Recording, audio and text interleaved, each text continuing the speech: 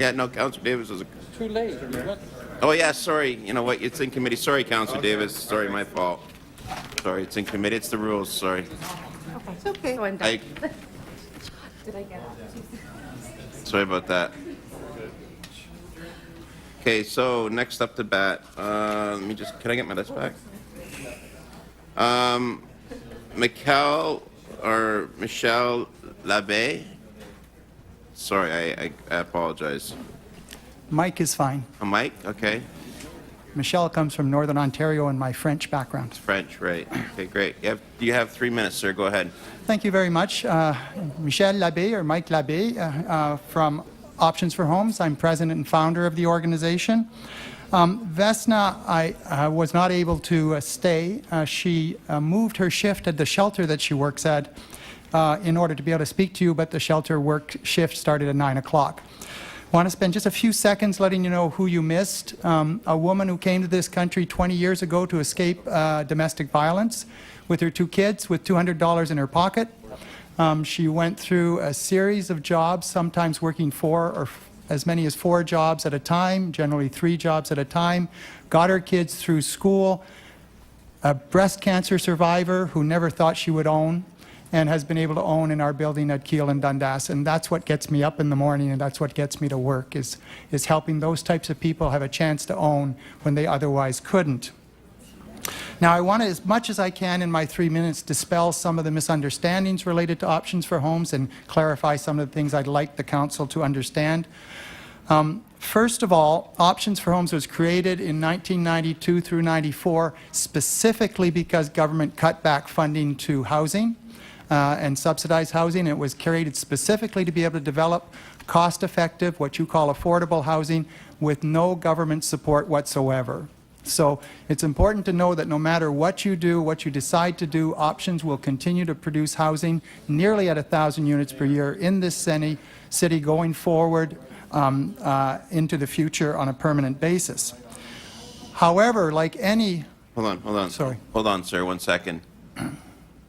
Councillor Thompson just said he cannot hear. Can we keep the noise down? It's very hard to hear. It echoes through. So keep it down. If you want to have a conversation, just take it outside. Okay, thank you. Sorry about that. I'll continue your time. No problem. And so we started in the Distillery District. For those who don't know, the first 3 buildings down there were done by us, 420 units without government assistance, however, with a great deal of assistance from the Planning Department, qualified as affordable housing at the time. The homes we are currently producing in Toronto are sold for $70,000 to $80,000 per unit as a cost price compared to other condominiums. They are resold at $40,000 to $50,000 less than regular condominiums. So understand that we're always offering something below market. Our potential of this model, delivered by multiple delivery agencies in the city, in my estimation, in talking to CMHC, is 5,000 units a year. Every unit that we produce frees up $30,000 in equity that flows back into housing. What's slowing us down is the availability of land. What's slowing us down is an innovative partner inside the city to work with. We are here speaking in favor of maintaining your affordable housing department, but if we can work together to access surplus government land, add fair market value. Thank you, sir. That's your 3 minutes. I apologize, but your 3 minutes is up. Any questions? Councillor Wantam and then Councillor Perks. Thank you very much. Mr. Labbé, would your company, would it have been able to create the affordable housing options that you have created without the Affordable Housing Office at the city? Initially, yes, because they didn't exist. The creation of the Affordable Housing Department has been instrumental in moving us forward more quickly than we otherwise could have. Again, we've been designed to stand on our own. But partnerships, private, nonprofit, city partnerships, can move things forward much more aggressively and much more effectively. And now that we have the Affordable Housing Office at the city, and KPMG report is considering eliminating it altogether, do you think that it's actually going to hinder our ability to create more affordable housing option, especially when it comes to accessing federal funds? The accessing of Government funds won't be changed significantly, in my opinion, but what will be lost is the flexibility and innovation that comes from that department. So since you've given me the chance just to add, the end of my talk was that I feel that in partnership, we can feed $15 million back into the city from our housing sources to more than cover the cost of that department. So I'm suggesting the department become a revenue-generating department. It can't do that if it's swallowed up into another department with a set of overriding rules. The person that you have running that section is incredibly experienced. And being able to work with him, without mentioning his name and embarrassing him, his experience and our experience working inside and outside the city can make that a revenue-generating department for the city. I agree with you that Sean Gadden is one of the best housing officers that we have at the City of Toronto. And thank you very much for that. Thank you. Councillor Perks, 2 minutes. Mike, nice to have you here. You did a project in my ward, which is just opening up now, 403 Keel. You needed, however, for the city to waive and defer some of the charges that it collects in order for that project to work, didn't you? Not for the project to work, but you're right. The people you saw here today, some of whom, nobody in our building knows who gets extra help. If they want to share that, they can. But the people who come forward are invisible, and that's important to us. We could have helped about 20 people in the building on our own. Thanks to the city, we helped over 200. So it's our ability to help more and more people.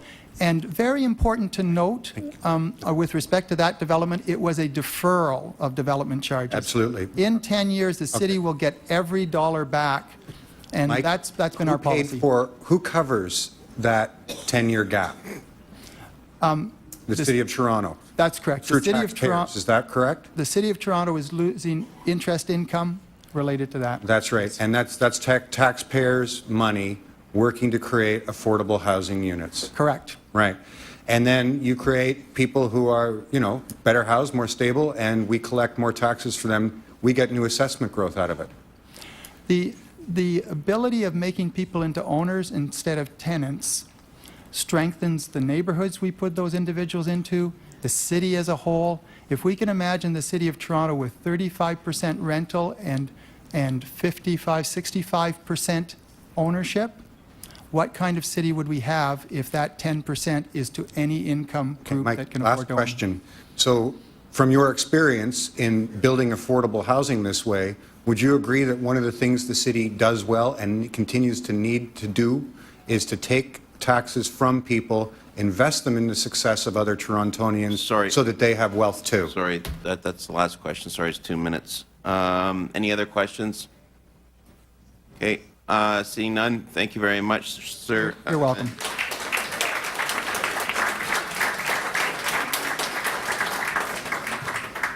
Jane Beecroft, and then Matthew Ramsky, and then Peter Odrev. Jane, you got 3 minutes. Mr. Mayor, about 80 years ago, I emerged into this world, which was a very much nicer place than it is now. As I grew up, I learned the word government. And it was just an amorphous thing. I didn't know there was more than one kind. But it all came to a head one day when I was 9 years old. I found an Indian skinning stone in the backyard, and I asked about it. And my grandfather said it belonged to the Indians, and I said, "Where are they?" And he said, "They've all been squeezed into reserves somewhere else, so we don't have to think about them or talk to them." I was very disturbed by that. I began to think a little differently about government. Then the town that I was living in, which went through World War II as a wartime town in a frenzy, a patriotic fervor, lost a very beautiful post office. It was a beautiful gray stone building, and the people of the town were shocked because it helped to identify who they are, or who they were at the time. Then I began to think buildings had something to do with identifying us. Well, a little bit later on, a lot of studies later on, I got into the heritage field, and I want you to know I paid my dues. 35 years of volunteer work in the heritage field, putting in my time and my money into mostly helping to look after this city's heritage. I have found that physical surroundings help to identify a community. In the beginning, Toronto had a beautiful waterfront, a natural waterfront. Today, that waterfront is less than half of its original size, and it's walled off from the taxpayers by a wall of condominiums. Yonge Street, which everybody thinks is more famous because of its length, also has an assortment of very beautiful heritage buildings that help to identify this city as distinctive and unique. Then I watched what happened to Yorkville. Yorkville, which is the second oldest community in this region, suddenly gets torn apart, and having been world famous without a penny spent on advertising in the coffee house era, Yorkville now is spending millions of dollars in advertising to obtain the tourism traffic. So I want you to know the assets that belong to the public are the responsibility of government. Thank you. It's the end of your deputation. I'm sorry, 3 minutes is up. Questions? Councillor Wong Tam and then Councillor Vaughn. Thank you very much. And Jane, welcome to City Hall. Jane Beecroft, for those who don't know in the room, is one of the city's leading historians, so it's an absolute honor for you to have you here today.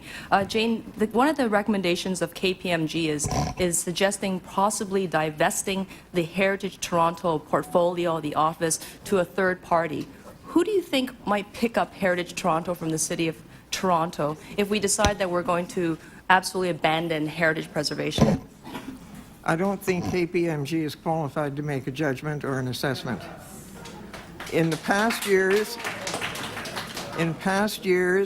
the heritage component of this city has been smashed. We're the last major city in the world to be without a museum for our own history. The various parts of heritage have been divided up and scattered. We have one public education program, which is the walking tours put on by Heritage Toronto, and to a minor extent what people can read on plaques, and that's it. We don't have any public education. The people of the city are being cheated. They don't know what their assets are. And do you believe that residents would value these cultural assets, as you call them, if they actually knew the heritage component attached to it? Oh, absolutely. So I hear therefore, about it's it all the important. time. So sorry, Jane. So therefore, it's important to tell these stories. Yes. And what would happen if we don't tell these stories, our history? Then we're people without roots. We're people without a sense of belonging. There are people without a sense of togetherness. It would be a social disaster as well as a physical one. We'd be losing our assets.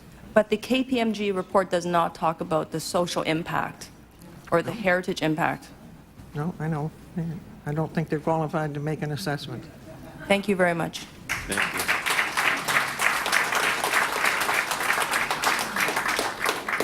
you. Councillor Vaughn, you all right? Yeah, anyone else? Okay. Thank you very much, Jane. Thank you.